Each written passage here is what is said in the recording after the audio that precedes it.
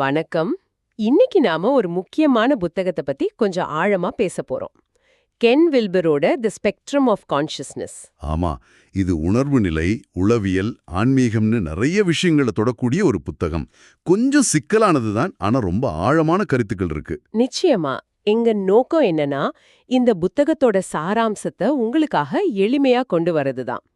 உணர்வு நிலைய ஒரே விஷயமா பார்க்காம ஒரு ஸ்பெக்ட்ரம், அதாவது ஒரு நிறமாலை மாதிரி எப்படி புரிஞ்சுக்கலான்னு பார்க்கலாம். சரி. முதல்ல இந்த புத்தகத்தோட மைய கருத்து அது என்னன்னா, நம்ம உணர்வு நிலைங்கிறது ஒரே மட்டத்துல இல்ல, அதுல பல அடுக்குகள், பல நிலைகள் இருக்குங்கிறது தானே. ஆமா, அதுக்கு வில்பர் பயன்படுத்துற அந்த உருவகம் தான் உணர்வு நிலையின் நிறமாலை. Spectrum of consciousness. அதேதான். இப்போ எலக்ட்ரோமேக்னெட்டிக் ஸ்பெக்ட்ரம்ல ரேடியோ அலைகள், கண்ணுக்கு தெரியிற ஒளி, எக்ஸ்ரேன்னு பல வகை இருக்கு இல்லையா? அதே மாதிரி உணர்வு நிலையிலயும் பல நிலைகள் இல்லனா பட்டைகள், பேண்ட்ஸ் இருக்குன்னு வில்பர் சொல்றாரு. ஒவ்வொரு பட்டைக்கும் ஒரு தனிப்பட்ட அனுபவ உலகம் இருக்கு. ஓ, அப்போ ஒவ்வொரு தத்துவமும் உளவியல் முறையும் இந்த வெவ்வேறு பட்டைகளையா ஆராயுது. சரியா சொன்னீங்க.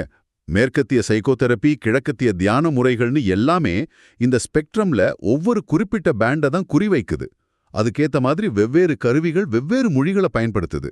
ஆனா முக்கியமா நாம புரிஞ்சுக்க வேண்டியது, இது உணர்வு நிலைய புரிஞ்சுக்க ஒரு மாடல், ஒரு உருவகம் தான். ஓகே, இது ஒரு பயனுள்ள மாதிரி. சரி, நாம உலகத்தை தெரிஞ்சுக்கிறதுல 2 அடிப்படை வழிகள் இருக்குன்னு வில்பர் சொல்றாரே, அது என்ன? ஆமா, இது ரொம்ப முக்கியமான வேறுபாடு. முதல் வழி குறியீட்டு அல்லது இருமை அறிவு, சிம்பாலிக் நாலெட்ஜ். குறியீட்டு அறிவு. ஆமா, இது ஒரு மேப், அதாவது வரைபடம் மாதிரி நினைச்சுக்கலாம். இதுல எப்பவுமே நான் அறிபவன் வேற, உலகம், அறியப்படும் பொருள் வேறங்கிற பிரிவினை இருக்கும். சரி. நம்ம மொழி, கணக்கு, அறிவியல் எல்லாமே இந்த வகைதான். இது உலகத்தை பத்தி பேச, பகுப்பாய்வு செய்ய ரொம்ப யூஸ்ஃபுல். ஆனா இது யதார்த்தத்தை பத்தின ஒரு விளக்கம்தான், உண்மையான அனுபவம் இல்ல, வரைபடம் மாதிரி. ஓ, அப்போ ஒரு இடத்த பத்தி மேப்ல பாக்குறதுக்கும் அங்க நிஜமாவே போய் நிக்கிறதுக்கும் உள்ள வித்தியாசம் மாதிரி. அப்போ அந்த நேரடி அனுபவத்துக்கு என்ன பேரு? அதுதான் 2வது வழியா? கரெக்ட். அதுதான் அந்த உண்மையான நிலப்பரப்பு, டெரிட்டரி. வில்பர் அத உள்ளுணர்வு அல்லது இருமையற்ற அறிவுன்னு சொல்றாரு. நான் டியூவல் நாலேஜ். இருமையற்ற அறிவு. இதுல அறிபவனுக்கும் அறியப்படுற பொருளுக்கும் நடுவுல அந்த பிரிவினை மறைஞ்சிடுது, ரெண்டும் ஒன்னாயிடுது. இது நேரடி அனுபவம், வார்த்தைக்கு அப்பாற்பட்டது. பிரக்ஞைன்னு கூட சொல்வாங்களே. ஆமா, பிரக்ஞா அல்லது வில்பர் சொல்ற மாதிரி விடியற்காலை அறிவு, டேபிரேக் நாலேஜ். யதார்த்தத்தை அதோட முழுமையில நேரடியா உணர்றதுக்கு இதுதான் வழி. உலகம், மனம், உடல், நல்லது கெட்டதுன்னு. இதுதான் பிரச்சனையா? இதுதான் மைய சிக்கல்னு வில்பர் சொல்றாரு. இந்த இருமை பார்வை, இந்த டுவலிசம், நாம வரைபடத்தையே நிஜம்னு நினைச்சு வாழறோம். நீங்க சொன்ன மாதிரி குவாண்டம் இயற்பியல் கூட இந்த பிரிவினையோட எல்லையை காட்டுது இல்லையா? ஆமா, கவனிப்பவரையும் கவனிக்கப்படுற பொருளையும் பிரிக்க முடியாதுன்னு ஹேசன்பர்க் சொல்றாரு இல்லையா? அது மாதிரி நம்ம பார்வை பொருளை பாதிக்குது. ஓ, வில்பர் பார்வையில இந்த அடிப்படை பிரிவுகள் சப்ஜெக்ட், ஆப்ஜெக்ட், மைண்ட், பாடி, இதுதான் மாயை, நாமளா உருவாக்கிக்கிற தோற்றங்கள். அப்போ இந்த உணர்வு நிலையோட அடுக்குகள், அந்த ஸ்பெக்ட்ரம்ல இருக்கிற பேண்ட்ஸ் எல்லாம் எப்படி உருவாகுது? பரிணாமம்னு சொன்னீங்க, ஆனா டார்வின் மாதிரி இல்லன்னு சொன்னீங்க. நல்ல கேள்வி. இது காலத்துல நடக்கிற பரிணாமம் இல்ல, இது ஒரு தர்க்க ரீதியான பிரிதல் மாதிரி, ஒரு தோற்றம். தோற்றமா? புரியல. அதாவது இப்போ ஒரு வெள்ளை ஒளி இருக்குன்னு வச்சுக்கோங்களேன், அத பிரிசம் வழியா அனுப்புனா 7 வண்ணமா பிரியுது இல்லையா? ஆமா. அது மாதிரி முழுமையான பிரிக்கப்படாத உணர்வு நிலை வில்பர் அத மைண்டுன்னு சொல்றாரு. இது நம்ம சிந்திக்கிற மனசை விட ஆழமானது, அடிப்படை பிரக்ஞா. அதிலிருந்து சில அடிப்படை பிளவுகள், டியூவலிசம்ஸ் ஏற்படுறதுனால இந்த வெவ்வேறு நிலைகள் தோன்றுவது போல தெரியுது. இது ஒவ்வொரு நொடியும் நடக்கிற ஒரு நிகழ்வு. ஓ, அந்த பிளவுகள் என்னென்ன? முக்கியமா 4 பிளவுகள் சொல்றாரு. முதல் பிளவு ரொம்ப அடிப்படையானது, அறிபவன் அறியப்படும் பொருள், சப்ஜெக்ட் ஆப்ஜெக்ட். இதுதான் முதல் பிரிவு. நான் வேற, உலகம் வேறங்கிற உணர்வு இங்கிருந்து தான் ஆரம்பிக்குது. சரி, அடுத்து 2வது உயிர் மரணம், லைஃப் டெத். இதான் நமக்கு கால உணர்வு, நேத்து இன்னைக்கு நாளைக்கு அப்படிங்கிற நேர்கோட்டு பார்வையை உருவாக்குது. மரண பயம் இதோட ஒரு பகுதி. 3வது மனம், உடல், மைண்ட், பாடி. இது நம்ம உடல் அனுபவத்திலிருந்து அந்நியப்படுத்துது. இது எப்படி? ஒரு உதாரணம் சொல்லுங்களேன். இப்போ நாம ரொம்ப வேலையா இருக்கும்போது பசி தெரியாது, டயர்டா இருக்கிறது தெரியாது இல்லையா? ஆமா. இல்ல மனக்கவலை அதிகமானா உடம்பு சரியில்லாம போகும்.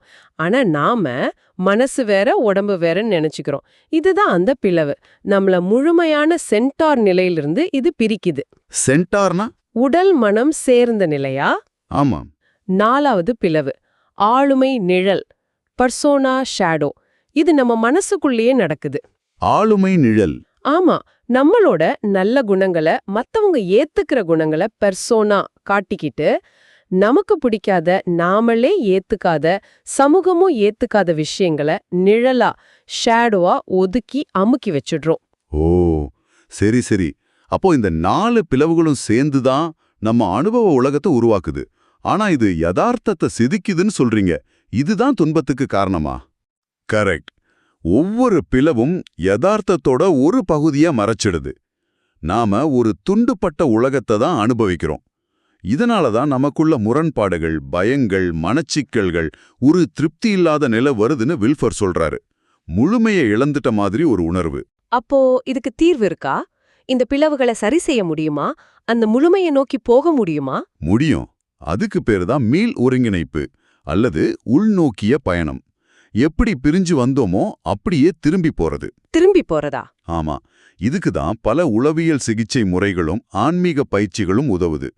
ஒவ்வொரு நிலைப்பிளவுக்கும் அதுக்கு ஏத்த மாதிரி முறைகள் இருக்கு. எப்படி?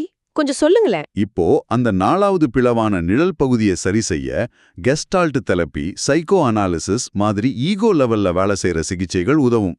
ஓகே. 3வது பிளவான மன உடல் பிளவுக்கு யோகா, உடற்பயிற்சிகள், பயோ எனர்ஜெட்டிக்ஸ், சில எக்ஸிஸ்டென்ஷியல் சிகிச்சைகள் உதவும்.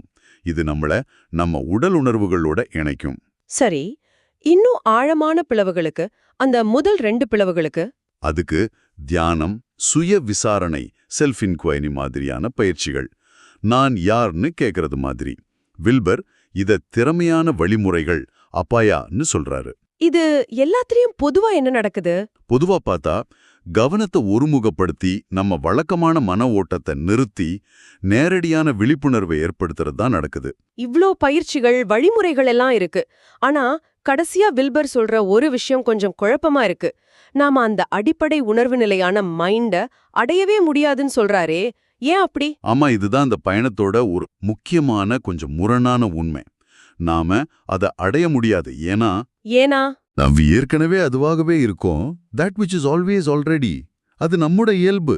அது எங்கேயும் போகல, நாம் அதை இழக்கவும் இல்ல. அது இங்க இப்போ எப்பவும் இருக்கு. என்ன சொல்றீங்க? அப்போ தேடுறது, பயிற்சி பண்றதெல்லாம் எதுக்கு? அது வீணில்ல. அந்த தேடலும் பயிற்சியும் எதுக்குன்னா, நாம அதுவா இல்லைன்னு நினைச்சுக்கிட்டு இருக்கோம் இல்லையா? அந்த தப்பான நம்பிக்கைய, அந்த பிரிவினை உணர்வை கொஞ்சம் கொஞ்சமா கரைக்கிறதுக்கு தான். ஓ, அடைவதற்கில்ல, ஏற்கனவே இருக்கிறத உணர்றதுக்கா? சரியா சொன்னீங்க. ஞானம்ங்கிறது எதையோ அடையிறதில்ல. நாம என்னவா இருக்கோமோ அது உணர்றது, அதுல நிலைக்கிறது. வேதாந்தம் சொல்ற மாதிரி தத்துவம் அசி, நீயே அது. வாவ், இது ரொம்ப ஆழமான கருத்து. அப்ப சுருக்கமா சொன்னா, கென் வில்பரோட இந்த புத்தகம் உணர்வு நிலைய ஒரு ஸ்பெக்ட்ரமா பார்க்க சொல்லுது. நாமளே எப்படி நம்ம அனுபவத்தை துண்டு துண்டாக்குறோனோ, அதை எப்படி சரி செஞ்சு முழுமைக்கு போகலான்னு ஒரு வழிகாட்டியா இருக்கு. ஆமா, இது உளவியல், ஆன்மீகம்னு பல துறைகளை இணைக்கிற ஒரு முயற்சி. சரி, இவ்ளோ தூரம் பேசினதுக்கு அப்புறம் கேக்குறவங்களுக்காக ஒரு சிந்தனை. நீங்க என்ன சொல்ல விரும்புறீங்க? ஒரு சின்ன கேள்வி யோசிக்கிறதுக்கு. உங்க அன்றாட வாழ்க்கையில நீங்க உலகத்தை பத்தி வச்சிருக்கிற கருத்துக்கள், நம்பிக்கைகள், அதாவது உங்க வரைபடம், அதுக்கும் நீங்க நேரடியா உணர்ற அனுபவங்கள், உங்க உடல் உணர்வுகள், மன அமைதி, ஒரு பூவோட அழகு மாதிரி வார்த்தைக்கு அப்பாற்பட்ட அனுபவம், அதாவது நிஜ நிலப்பரப்பு, இதுக்கும் நடுவுல இருக்கிற வித்தியாசத்தை எப்பவாவது கவனிச்சிருக்கீங்களா? அந்த நேரடி அனுபவத்துக்கும் அதை பத்தி நாம யோசிக்கிற விதம், பேசுற விதத்துக்கும் ஒரு கேப் இருக்கு இல்லையா? அது கொஞ்சம் கவனிச்சு பாருங்க. உங்ககிட்ட நீங்க முதல்ல கவனிக்கிற பிளவு நான், மற்றவை, மனம், உடல், இல்ல உங்க நிழல் பகுதி எதுவா இருக்கும்னு யோசிச்சு பாருங்க. அருமையான சிந்தனை. இந்த அறிவு பயணத்துல எங்களோட இணைஞ்சதுக்கு ரொம்ப நன்றி. மீண்டும் சந்திப்போம்.